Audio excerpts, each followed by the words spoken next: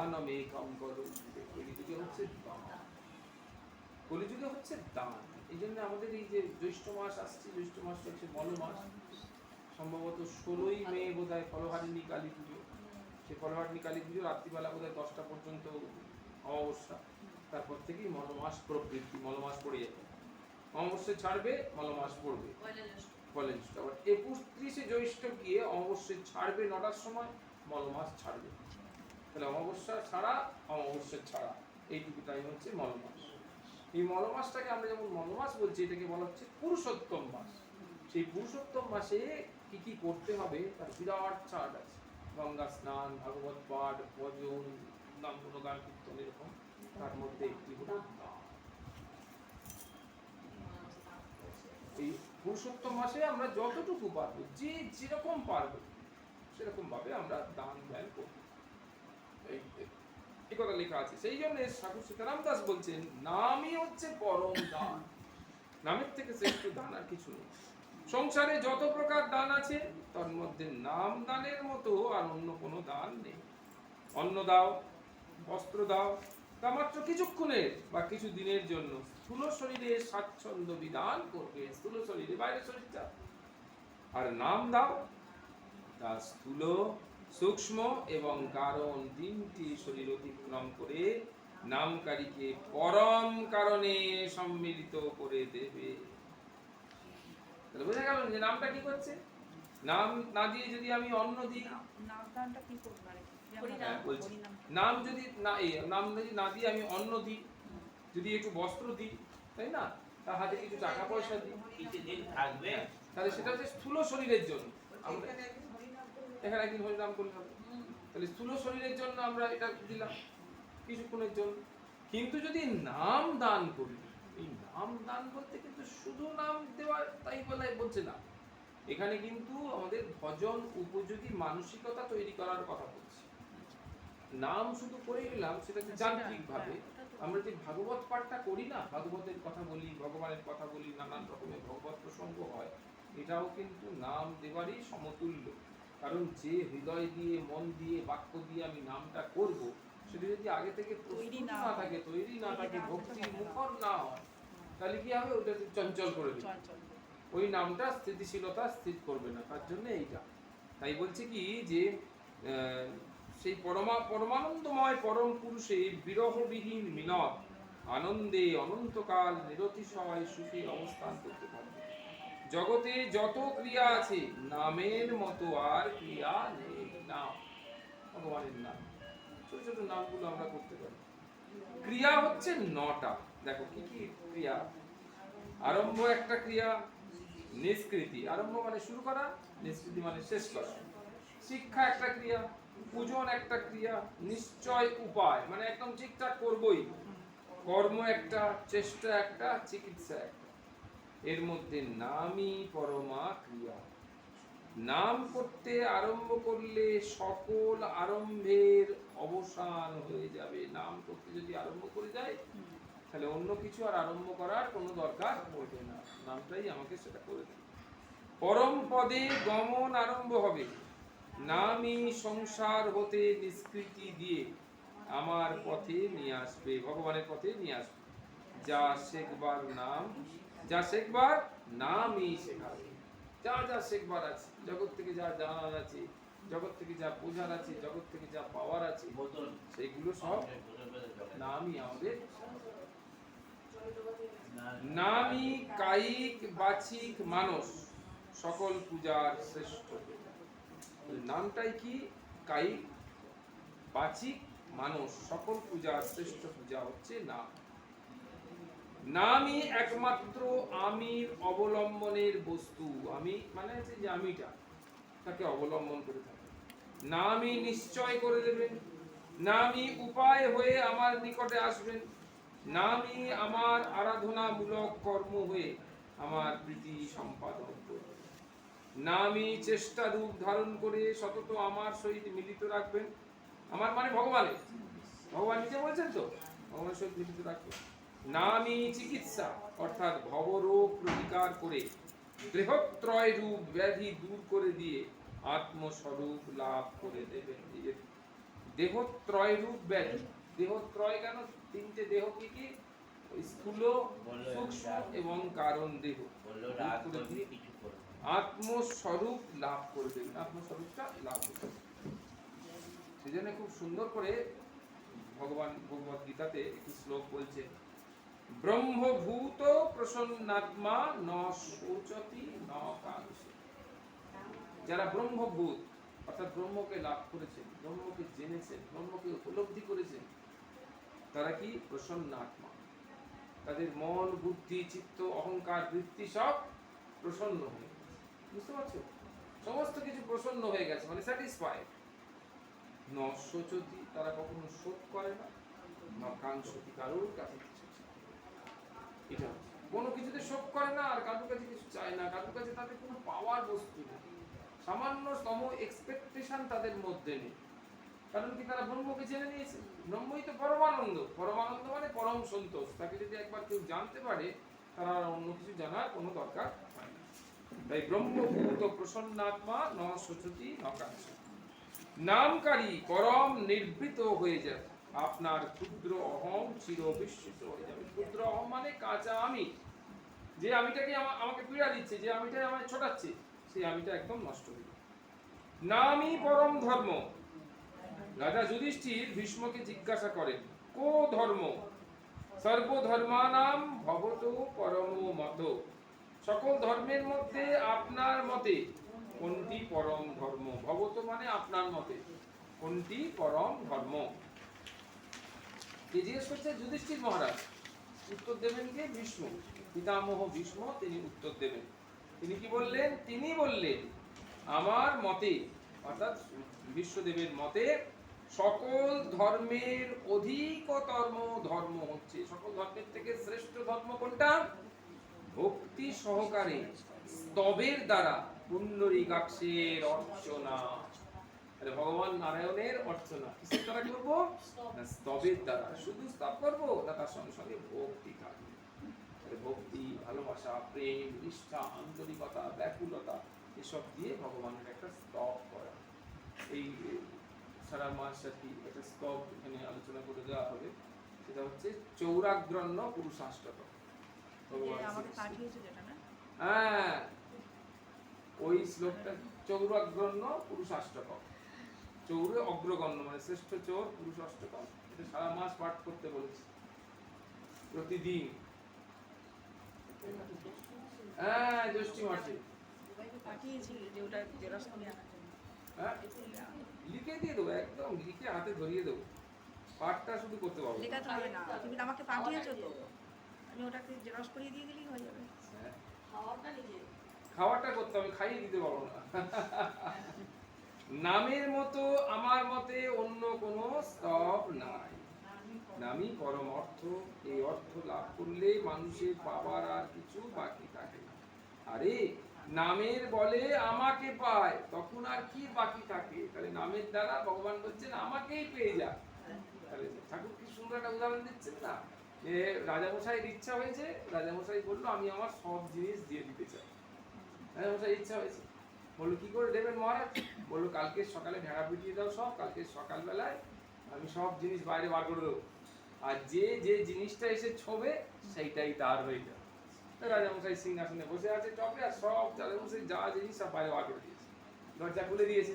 আর এই লোক এসে ছোটাছুটি করতে এসে কেউ সোফা কাম্পেটা ছুটছে, কেউ এনে ছুটছে, ও যদি কোনটা নেবে, কেউ সিন্দুকটা ছুটছে। ও তো আর একটা ছোট মেয়ে ছিল, সে ওর মধ্যে দিয়ে গুটি গুটি গুটি করে, শেষ তো সব বোঝে না, সে গুটি গুটি গুটি গুটি করে এসে রাজামশাইকে ছুঁয়েছে। যেই রাজামশাইকে ছুঁয়ে দিয়েছে, বলে সব দাঁড়াও। বললো আর কিছু নেওয়া যাবে না তোমাকে। বললো কেন? বলে সব মেয়েটা পাবে। বললো কেন মেয়েটা পাবে? বললো আমাকেই তো ছুঁয়ে দিয়েছে, আর এগুলো তো আমার জিনিস। হ্যাঁ, আমাকে যখন ছুঁয়ে দিয়েছে, না আমাকে যখন পেয়েছে, তাহলে আমার জিনিস সব সে পাবে, আর কোনো রাস্তা নেই। ভগবানকে একবার পেলে ভগবানের সব যাবতীয় যা কিছু আছে সব উত্তরাধিকারী সূত্রে আমার। তাই এই কথাটা বলছে যে নামের বলে আমাকে পায়, তখন আর কি বাকি থাকে? তখন আর কিছু বাকি থাকে না। সতত কররে নাম আনন্দিত মনে, অক্লেশে বাঁধবি মোরে প্রেমের বন্ধনে। শোনাবো প্রণয় কথা তোর কানে কানে, বাধার অবধি বারাতি মিলন বাঁধি। আমিও, আমারই তো বন্ধন রজ্জু, যে যত বেশি জিনিসে আমার ছাপ মেরেছে, মানে এটা আমার জিনিস, হ্যাঁ, তার তত জ্বালা বেশি। শাস্ত্র বলেন কোন পদার্থতে আমার ছাপ মারা আর বুকে শোকের শুল পোঁতা একই কথা। আমার যার যত কমেছে সে তত আমির নিকটস্থ হয়েছে, মানে আসল আমি, ভগবত আমি তার নিকটস্থ হয়েছে। যার একেবারে আমার পুরিয়ে গেছে সে তো আমিতে নিত্য স্থিতি লাভ করেছে, মানে একেবারে ভগবানের সঙ্গে বিলীন হয়ে গেছে। যার একদম নেই, আমি আর আমার আলাদা কোনো বোধ নেই। স্বামী বিবেকানন্দ বলেছে যে সত্যিকারের ভগবানকে ভালোবাসে তার হৃদয় স্বচ্ছ, নির্মল এবং নির্ভীক হয়ে ওঠে। সে কোনো কপটতা বা চালাকির আশ্রয় নেয় না। কেন নেয় না? কারণ তার ভরসা থাকে ঈশ্বরের উপর। কেন নেয় না চালাকির আশ্রয়? কেন লোককে ঠকায় না? কেন লোককে করে না? তার কারণ হচ্ছে তার ভরসা থাকে ঈশ্বরের উপর।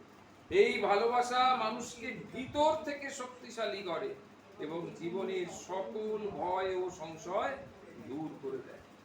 নারদীয় ভক্তি সূত্রের ব্যাখ্যায় পূজনীয় স্বামী ভূতেশানন্দজি মহারাজ লিখছেন, প্রেম ঈশ্বরে অর্পিত হলে তবেই তা হবে ভক্তি। প্রেম যদি অন্য কোনো বস্তুতে যায় তাহলে ভক্তি হবে না। প্রেম যদি ঈশ্বরে অর্পিত হয় তবেই তা হবে ভক্তি। ঈশ্বর ব্যতীত অন্য কোনো বস্তুর প্রতি প্রবল অনুরাগ কিন্তু ভক্তি নয়, সেটি হলো আসক্তি, সেটি আকর্ষণ মাত্র। ঈশ্বরই ভক্তির একমাত্র আস্পদ, মানে ভক্তির একমাত্র বিষয়। আস্পদ মানে হচ্ছে বিষয়। ভক্তির একমাত্র বিষয় হচ্ছে কে না ভগবান। যখন আমরা গুরুর প্রতি বা অন্য কোনো মহাপুরুষের প্রতি ভক্তির কথা বলি তা হলো ঈশ্বরেরই আরেকটি বিশেষ রূপের প্রতি ভক্তি। কারণ গুরু আর ভক্তকে সব ঈশ্বর, কোনো আলাদা কিছু নেই। মহাপুরুষটাকে ঈশ্বর, আর আলাদা কিছু নয়। তাই বলছি যে অন্য কোনো মহাপুরুষের প্রতি ভক্তির কথা বলি তাহলে ঈশ্বরেরই আর একটা বিশেষ রূপের প্রতি ভক্তি। কারণ গুরুকে বা প্রকৃত কোনো মহাত্মাকে ঈশ্বরের সঙ্গে সদা যুক্ত, অভিন্ন বলে তখন মনে করি। সদা যুক্ত মানে সেই মহাপুরুষ, সেই ভক্ত, সেই সন্ত, সেই গুরু ঈশ্বরের সঙ্গে যুক্ত হয়ে আছে এবং অথবা ঈশ্বরের সঙ্গে অভিন্ন। সুতরাং ঈশ্বর এবং একমাত্র ঈশ্বরই আমাদের ভক্তির আধার। তার প্রতি ভালোবাসার পরাকাষ্ঠাই হচ্ছে ভক্তি। তার প্রতি আমাদের যদি ভালোবাসা হয় সেই পরাকাষ্ঠাটাই ভক্তি। একমুখী অবিচলিত তীব্রতম অনুরাগই হলো ভক্তি। ভক্তির দ্বিতীয় পাত্র নেই, একজনই আছেন, তিনি ঈশ্বর, একমাত্র ঈশ্বর। তাহলে যদি কাউকে ভক্তি করতে হয়, কাউকে প্রেম করতে হয়, তাহলে একমাত্র ঈশ্বর। তাই বলছে দ্বিতীয় কোনো পাত্র নেই। স্বামী জ্যোতিষ্বরানন্দজি মহারাজ বলছেন, সাধকের জীবনে উপযুক্ত বিচার বিশ্লেষণ না থাকলে একটা ভ্রান্ত ব্যক্তিত্ব গড়ে ওঠে। খুব সত্যি কথা। আমাদের জীবনে যদি আমরা বিচার বিশ্লেষণ না করতে পারি না, তাহলে আমাদের কি, আমরা সব ভ্রমে পড়ে থাকবো, যা কিছু কাজ করবো সব ভুল, প্রমাদের মতো। সাধক জেনে শুনে অথবা নিজের অজান্তে সর্বদা অন্যের ছিদ্রান্বেষী, অন্যের ভুল ত্রুটি সব বিচার করে, কঠোর সমালোচক হয়ে পড়ে।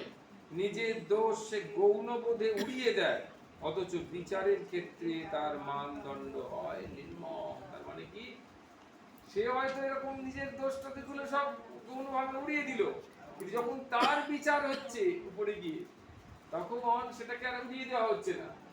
যখন বিচারক বিচার করছে সেক্ষেত্রে সেটা কি হয়, মানদণ্ডটা হচ্ছে খুব নির্মম। তার থেকে আমার দোষ যদি আমি কনফেস করে ফেলি, আমার ভুল ত্রুটির জন্য যদি আমি ক্ষমা চাই, আমার ভুল ত্রুটিগুলো যদি আমি সংশোধিত করতে পারি, তাহলে আমার যখন বিচার হবে সেটা কিন্তু একটু, হ্যাঁ, মানুষের অহংবোধ যদি তাকে বিপদে চালায়, তবে সেই বিকৃত বুদ্ধি লোকের দৃষ্টিতে অন্যের দোষী শুধু ধরা পড়ে। মানে অন্যর জন্য আমার এরকম অবস্থা, এরকম নিজের কর্তব্য ভুলে সে তখন নিজের অধিকার সম্বন্ধে সচেতন হয়। সব সময় তার চিন্তা কতটা সে পাবে, কতটা সে পাবে, কতটা সে দেবে সে চিন্তা নেই, কতটা আমি দেব সে চিন্তা নেই, কতটা আমি পাবো। অন্যের ভালো দিকটা দেখার চেষ্টা করো, অন্যকে উৎসাহ দাও, কেবলমাত্র ওইভাবেই মানুষকে শুধরে দেওয়া যায়। এইভাবেই মানুষকে আমরা সংশোধিত করতে পারবো, শুধরে দিতে পারবো। স্বামী গহনানন্দজি বলেছেন, নিজের মনকে এদিক ওদিক যেতে বাধা দেওয়ার চেষ্টা করবে। এটা কি করে সম্ভব? তুমি শুধু এইটুকু চেষ্টা করতে পারো যে প্রভুর নাম করার সময় নাম উচ্চারণের উপর তোমার মন যেন বসে, আর প্রতিক্ষণ তার নাম তোমাকে মন থেকে জপ করতে নিয়োজিত করবে। মন থেকে জপ করতে নিয়োজিত করবে। আমি কোনো যান্ত্রিক জপ করছি না, একেবারে মন থেকে জপটা করবো। যতটুকু জপ করবো সেটা হচ্ছে মন থেকে, মানে প্রত্যেকটা শব্দ উচ্চারণ হবে একেবারে রক্ত থেকে যেন বেরোবে, শ্বাস প্রশ্বাসের সঙ্গে যুক্ত, আন্তরিক ব্যাকুলতার সঙ্গে। কিন্তু সেটা তো হওয়ার নয়, কারণ তোমার মনের ওপর নিজের পরিবারের বোঝা চাপিয়ে রেখেছো।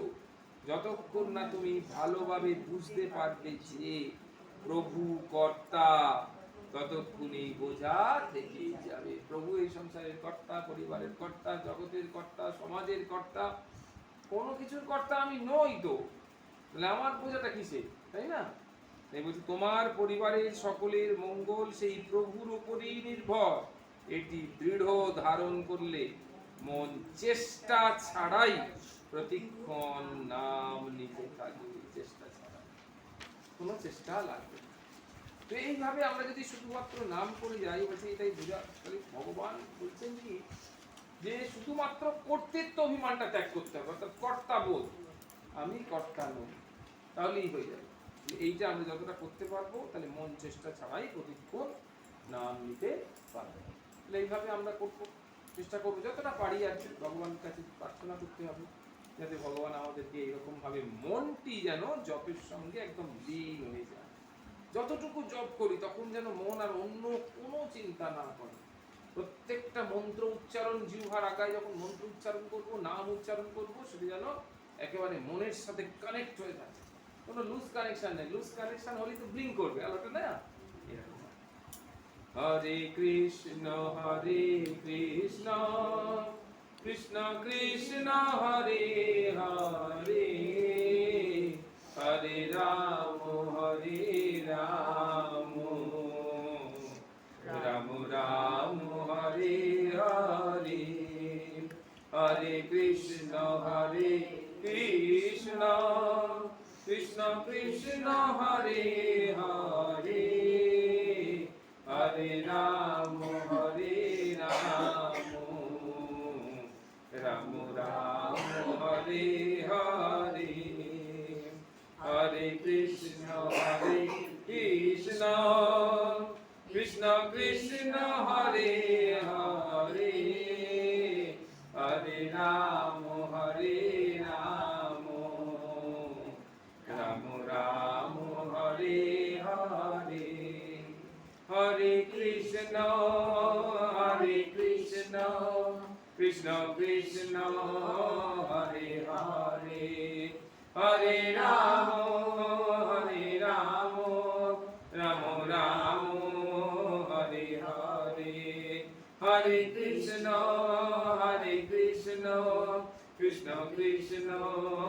হরে হরে, হরে রাম রাম রাম হরে হরে, হরে কৃষ্ণ কৃষ্ণ কৃষ্ণ হরে হরে, হরে রাম রাম রাম হরে হরে, হরে কৃষ্ণ কৃষ্ণ কৃষ্ণ হরে হরে, হরে রাম রাম রাম হরে হরে, হরে কৃষ্ণ কৃষ্ণ কৃষ্ণ হরে হরে, হরে রাম রাম রাম হরে হরে, হরে কৃষ্ণ কৃষ্ণ কৃষ্ণ হরে হরে, হরে রাম রাম রাম হরে হরে, শ্রী কৃষ্ণ চৈতন্য প্রভু নিত্যানন্দ শ্রী অদ্বৈত গদাধর শিবাসাদি গৌর ভক্তবৃন্দ শ্রী কৃষ্ণ চৈতন্য প্রভু নিত্যানন্দ হরে কৃষ্ণ হরে রাম শ্রী রাধে গোবিন্দ শ্রী কৃষ্ণ চৈতন্য প্রভু নিত্যানন্দ শ্রী অদ্বৈত গদাধর শিবাসাদি গৌর ভক্তবৃন্দ হরি বল হরি বল হরি বল মন আমার হরি বল হরি বল হরি বল প্রাণ আমার নিতাই গৌর হরি বল হরি বল হরি বল প্রাণ আমার হরি বল হরি বল হরি বল বোধ আমার হরি বল হরি বল হরি বল বাকা রামানন্দে প্রেমানন্দে হরি হরি বলো নিতাই গৌর সীতানাথ প্রেমানন্দে হরি হরি বলো ভাগবত ভক্ত ভগবান প্রেমানন্দে হরি হরি বলো শ্রী চৈতন্য চরিতামৃত পূর্ণ আবির্ভাব তিথি প্রেমানন্দে হরি হরি বলো প্রিয়তাং পুণ্ডরীকাক্ষং সর্বযোগে স্মরো হরিম তস্মিন তুষ্ট জগৎতুষ্টাং প্রণীতে প্রণীतं জগৎ एतत् सर्वकर्मो फलं भगवान् श्रीहरिनारायण चरणे समर्पयामि जय जय राधे श्री राधे जय जय राधे श्री राधे जय जय राधे श्री राधे